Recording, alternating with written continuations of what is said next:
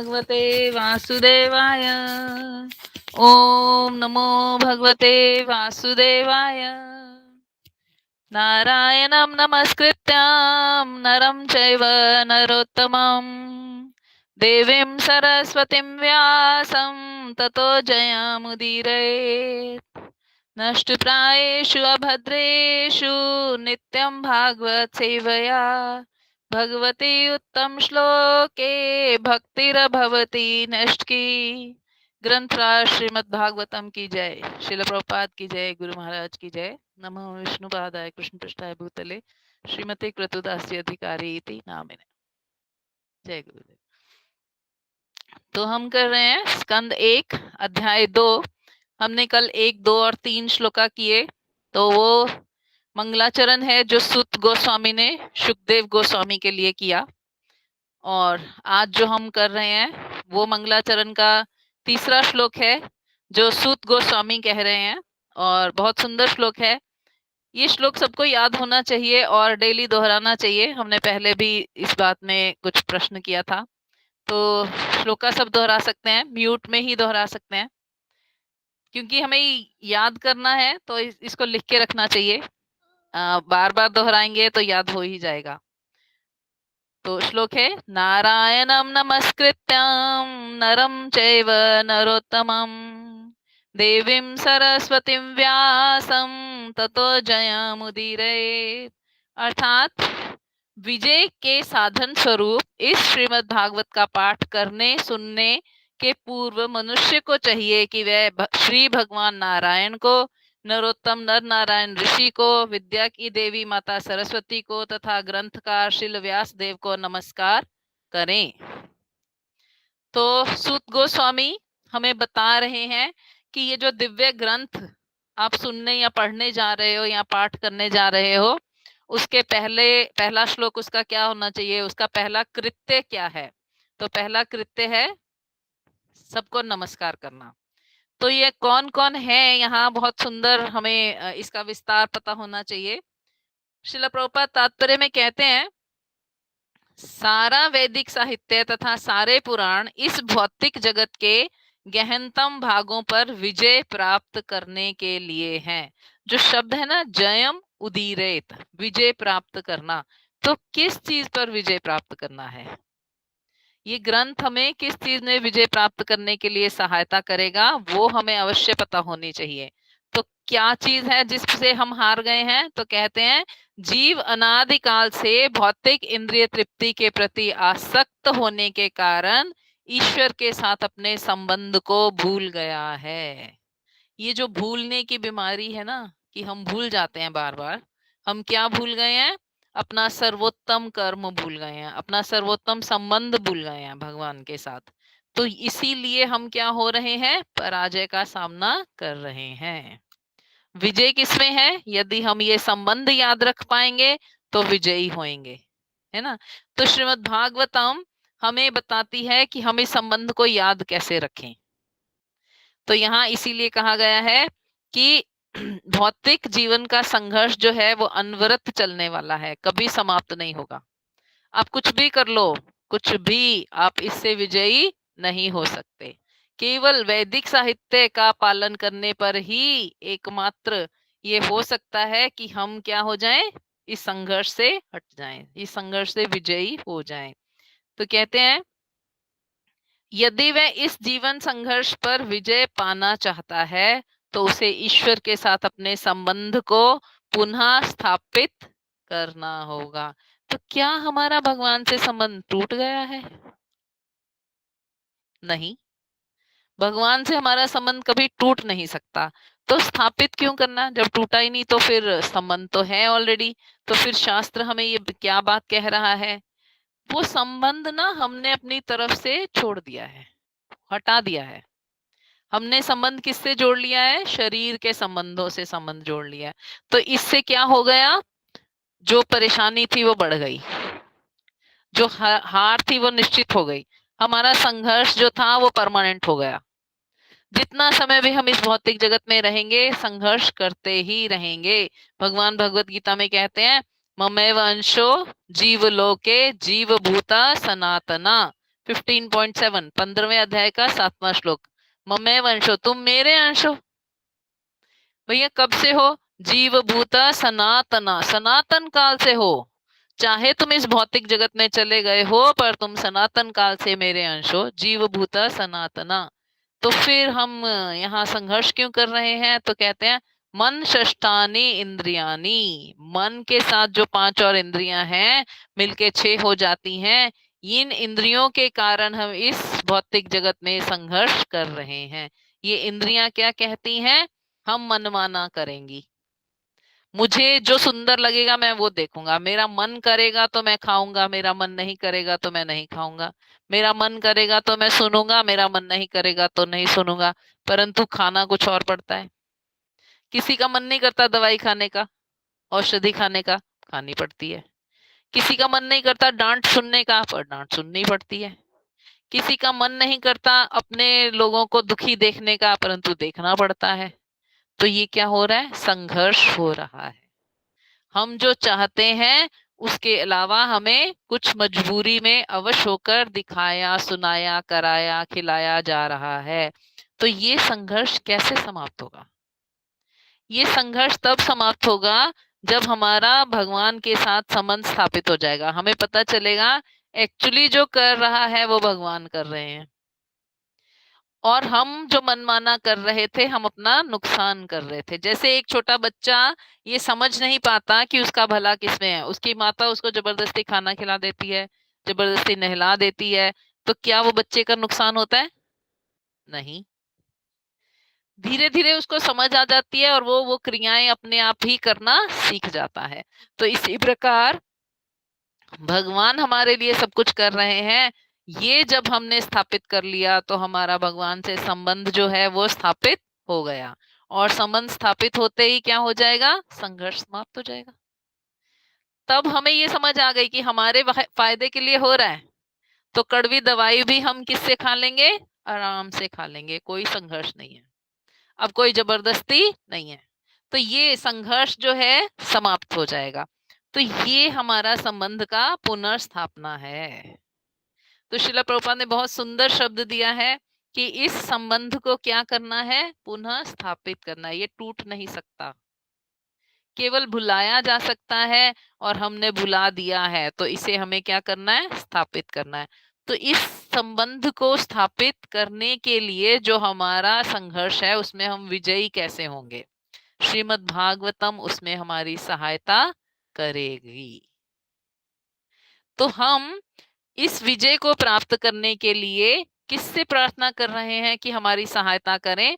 तो पहले हम नारायण को नमस्कार कर रहे हैं, भगवान श्री भगवान को नमस्कार कर रहे हैं। नारायण का अर्थ है नर, नार यानी जल में शयन करने वाले भगवान। तो ये जो भौतिक जगत की शुरुआत है ना, वो महाविष्णु से होती है। तो महाविष्णु को नारायण कहा गया। कर्णोदक्षाई विष्णु है ना नारायण। तो उनको हम प्रार्थना करते हैं। गर्भोदक्षाई विष्णु को भी नारायण कहा गया, वो भी जल में रहते हैं। क्षीरोदक्षाई विष्णु भी जल में रहते हैं।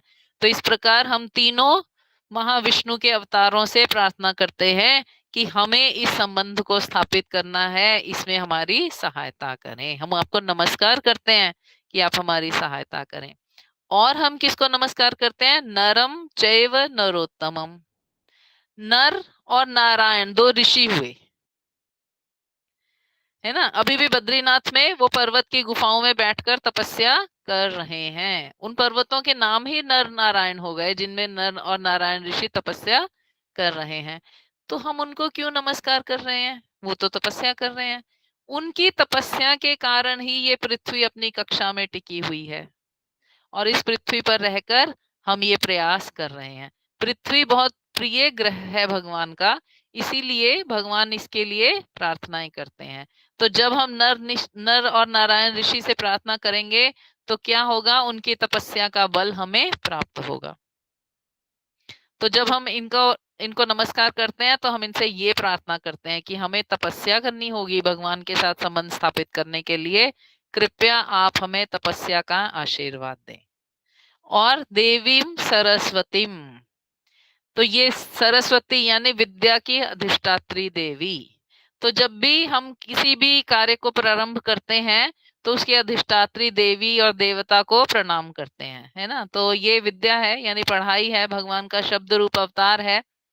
तो माता सरस्वती से प्रार्थना करते हैं कि हम इसको पढ़ पाएं ठीक ठीक से और समझ पाएं। जैसे हमने एक उदाहरण लिया था, यदि एक अल्प विराम इधर से उधर हो जाता है तो अर्थ क्या हो गया, उलट गया। हमने कहा था रुक मत जा, 3 शब्द हैं, अल्प विराम का स्थान बदल दीजिए, अर्थ उल्टा हो जाएगा।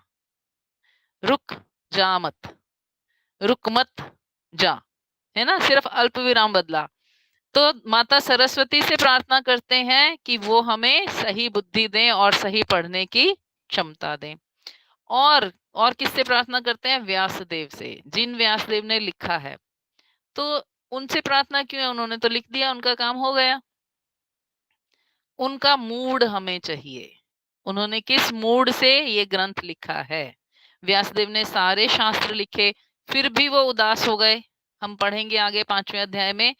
तो उनको लगा मैंने कुछ गलत किया है, ये शास्त्र लिख तो दिए परंतु कार्य पूर्ण नहीं हुआ। तो फिर अब क्या करें, तो अपने गुरु नारद जी से प्रार्थना करते हैं। तो नारद जी कहते हैं हाँ तुम भागवतम लिखो।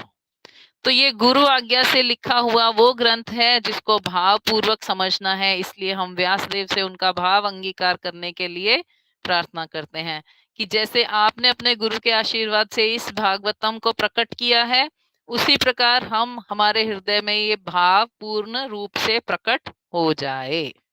तो ये जो श्लोका है, नारायणं नमस्कृत्यं नरं चैव नरोत्तमं देवीं सरस्वतीं व्यासं ततो जयमुदीरयेत्।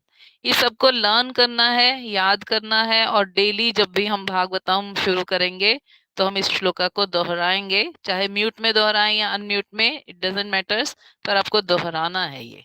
क्यों? क्योंकि ये भागवतम के वक्ता की प्रार्थना है ना।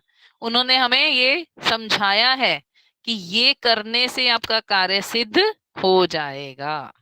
तो ये बहुत सुंदर है, इतना सुंदर श्लोक है कि जब आप पढ़ने लगेंगे तो आपका मन इसमें लग जाएगा। तो उसके अगले श्लोक में कहा गया है श्लोक संख्या 5, मुनया साधु पृष्ठाहम भव भवद्भि लोकमंगलम यत्कृत कृष्ण संप्रश्नः येन आत्मा सुप्रसीदति। तो क्या कहते हैं, शौनक आदि 88,000 ऋषियों से वो कहते हैं, हे मुनियों, आपने मुझसे ठीक ही प्रश्न किया है। आपके प्रश्न श्लाघनीय हैं, क्योंकि उनका संबंध भगवान कृष्ण से है और इस प्रकार वे विश्व कल्याण के लिए हैं। ऐसे प्रश्नों से ही पूर्ण आत्मतुष्टि हो सकती है। तो प्रश्न कैसा होना चाहिए, है ना। तो यदि प्रश्न सही है तो उत्तर भी सही होगा, उत्तर भी बहुत सुंदर होगा। तो यहाँ हम प्रश्न की बात कर रहे हैं। सूत गोस्वामी कहते हैं आपका प्रश्न बहुत सुंदर है। क्या, क्यों सुंदर है? क्योंकि ये कृष्ण के संबंध में है। नो नो, क्योंकि ये कृष्ण के संबंध में है और कृष्ण के संबंध से ही आत्मतुष्टि हो सकती है, और कोई वजह नहीं है कि कोई संतुष्ट हो जाए।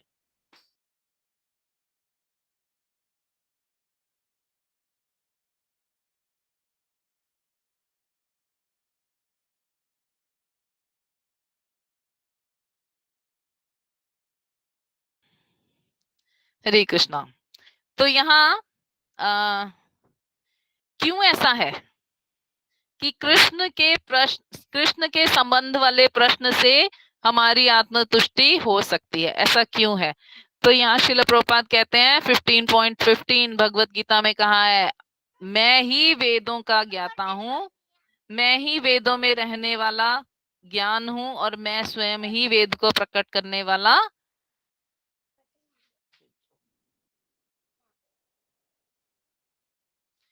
तो इस प्रकार कोई भी ज्ञान यदि वो भगवान के संबंध में है तो वो भगवान से आया है, तो उसमें ही पूर्णता का एहसास हो सकता है। और कोई ज्ञान जो सांसारिक है वो अपूर्ण होगा, उसके आगे आगे और ज्ञान हो सकते हैं। तो इस प्रकार हम समझ सकते हैं केवल कृष्ण का ज्ञान ही पूर्ण है, इसीलिए वो हमारी आत्मा को तुष्ट कर सकता है। जो भी कृष्ण के संबंध में होगा ना, जो भी कृष्ण के संबंध में होगा वो पूर्ण होगा। जैसे हम एक उदाहरण से समझ सकते हैं, हमें प्यास लगती है तो इसका मतलब हम में पानी की कमी हो गई, इसलिए हमें प्यास लगी, है ना। और भरे हुए ग्लास को हम पीते हैं तो हम अपनी कमी उसमें ट्रांसफर कर देते हैं। अब ग्लास में पानी कम हो गया, हमारा पूरा हो गया, तो हमने क्या किया, अपनी कमी उस ग्लास में ट्रांसफर कर दी। परंतु भगवान जो है वो पूर्ण है, तो वो अपनी पूर्णता चीजों में ट्रांसफर कर देते हैं। हम जो भी भगवान को ऑफर करते हैं वो पूर्ण हो जाता है, क्योंकि वो कृष्ण को टच करता है। उसमें कोई कमी होती है वो दूर हो जाती है ना। तो इस प्रकार ये जो आपके संबंध में, कृष्ण के संबंध में जो प्रश्न है, वही हमारी आत्मा को पूर्ण रूप से संतुष्ट कर सकते हैं। बाकी जो भी प्रश्न है वो संतुष्ट नहीं करेंगे। क्यों? क्योंकि उनके आगे कुछ और कुछ और कुछ और कुछ और चीजें निकलती जाएंगी। तो कृष्ण, केवल कृष्ण ही हमें पूर्ण रूप से संतुष्ट कर सकते हैं। तो जो व्यक्ति जिज्ञासा रखता है, अगर उसको उत्तर ठीक ना मिले तो क्या वो संतुष्ट होगा? नहीं होगा। एक्चुअली जिज्ञासा इसीलिए है ताकि हम संतुष्ट हो जाएं, और केवल कृष्ण संबंध के जो प्रश्न हैं वही हमें संतुष्ट करेंगे। तो इसका अगला श्लोक बहुत ही सुंदर है। कृष्ण के संबंध का प्रश्न हमें संतुष्ट करेगा, तो फिर हम असंतुष्ट क्यों हैं, या हमारी संतुष्टि का मेन रीजन क्या है, यहाँ बताया गया है बहुत सुंदर। स वै पुंसां परो धर्मो यतो भक्तिरधोक्षजे अहेतुकी प्रतिहता ये आत्मा सुप्रसीदति। तो इस श्लोक में बहुत सुंदर दो भक्ति के गुण दिए गए हैं। कहते हैं संपूर्ण मानवता के लिए परम वृत्ति या धर्म वही है जिसके द्वारा सारे मनुष्य दिव्य भगवान की प्रेमा भक्ति प्राप्त कर सकें। ऐसी भक्ति अकारण तथा अखंड होनी चाहिए जिससे आत्मा पूर्ण रूप से तुष्ट हो सके। तो भक्ति के दो गुण, हम भक्ति करना चाहते हैं, हमने भक्ति करने का प्रयास किया है, हमने शुरुआत किया है, तो भक्ति के क्या क्या परहेज होने चाहिए, भक्ति में हमें क्या नहीं करना है, वो हमें पक्का पता होना चाहिए। तो यहाँ बताया गया क्या है, अहेतुकी और अप्रतिहता। अहेतु यानी अकारण। भक्ति जो है ना उसका कोई कारण नहीं होना चाहिए। हमें डर लग रहा है हम इसलिए भक्ति कर रहे हैं, हमें ये चाहिए हम इसलिए भक्ति कर रहे हैं, हम सोचते हैं अरे नहीं करेंगे तो लोग क्या कहेंगे कि ये भक्ति नहीं करता, बड़ा अजीब है। ये कारण नहीं होने चाहिए। हम भक्ति क्यों कर रहे हैं? क्योंकि ये हमारा कर्तव्य है, भक्ति करणीय है। एकमात्र भक्ति ही मनुष्य शरीर में करने योग्य कर्म है। एकमात्र भक्ति ही हमारे इस मनुष्य शरीर में करने योग्य है। तो भक्ति का पहला गुण है अकारण होनी चाहिए, अहेतु की, हेतु यानी कोई लाभ नहीं चाहिए इससे। और दूसरा शब्द है अप्रतिहता। अप्रतिहता यानी लगातार, अखंड, है ना, उसमें बीच में विघ्न नहीं चाहिए।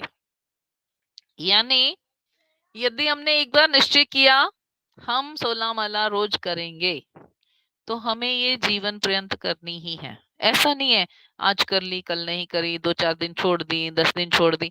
जैसे हम और कई चीजें करते हैं हम समझते हैं वो भक्ति है। जैसे हम नवरात्रि करते हैं, है ना, 9 दिन किया, 10वें दिन फिर वापस अपने पहले वाले पॉइंट पे आ गए।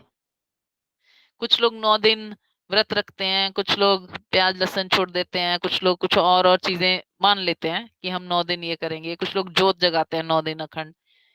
तो वो क्या हो गया, 9 दिन बाद वो भक्ति क्या हो गई, खंडित हो गई, है ना।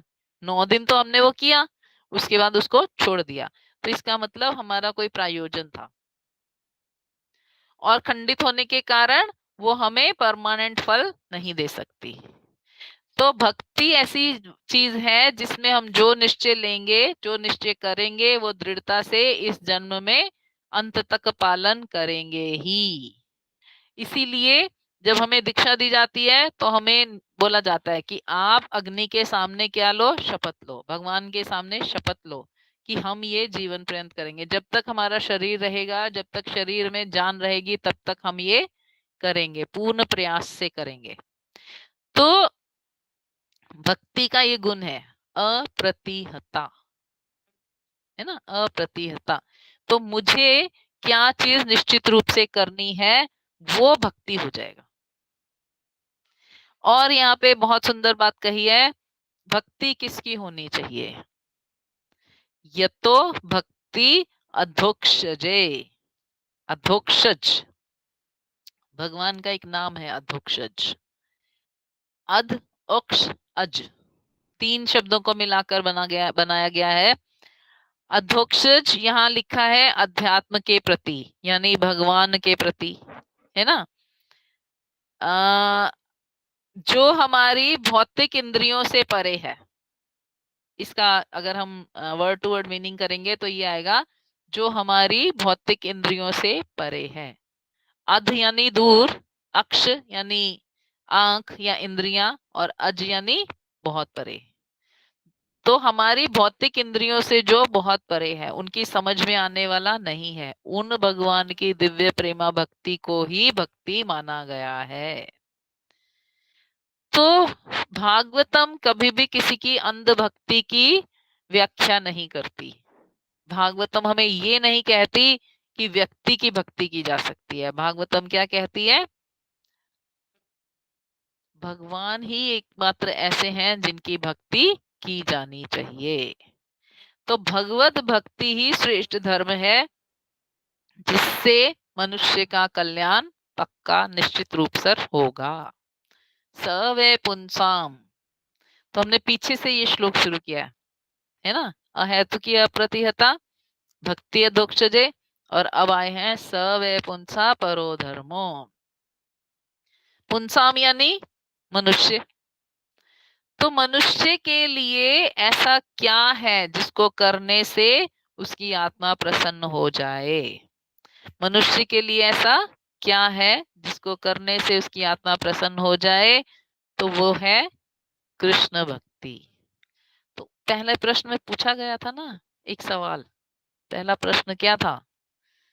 क्या करना चाहिए? क्या निश्चित किया आपने कि मनुष्य को क्या करना चाहिए?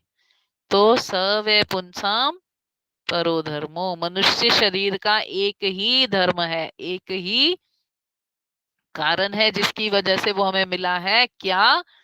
यथो भक्ति अधोक्षजे, कृष्ण की भक्ति करने के लिए मिला है, विष्णु भक्ति करने के लिए हमें ये शरीर मिला है। और भक्ति का ये गुण होना चाहिए कि वो अहेतु की और अप्रतिहता होनी चाहिए। तो ये शब्द ना हमें मन में हमेशा के लिए रख लेना है, अहेतु की और अप्रतिहता। जब भी हम भक्ति में कोई भी सेवा करें, भक्ति का मतलब क्या है? एक्चुअली एक्चुअली अगर हम देखें ना भजन, तो भज धातु जो है वो है प्रेममय सेवा, है ना। तो भक्ति का अर्थ है सेवा। अगर आप अध्याय का नाम भी देखोगे तो यहाँ लिखा गया दिव्य सेवा। तो जब भी हम कोई सेवा करें, हमें ये पक्का निश्चित पता होना चाहिए कि इसका कोई भी फल हमें नहीं चाहिए, इसका फल हमें नहीं चाहिए। यदि फल की इच्छा है तो अहेतुकी नहीं होगी, तो भक्ति के स्टैंडर्ड से गिर जाएगी। तो इसीलिए श्रीमद् भागवतम में सबसे पहला जो उपदेश सूत गोस्वामी ने दिया, वो क्या दिया है कि सेवा जो आप करो ना, सॉरी, वो सेवा कभी भी हेतु नहीं होना चाहिए, उसमें हेतु नहीं होना चाहिए।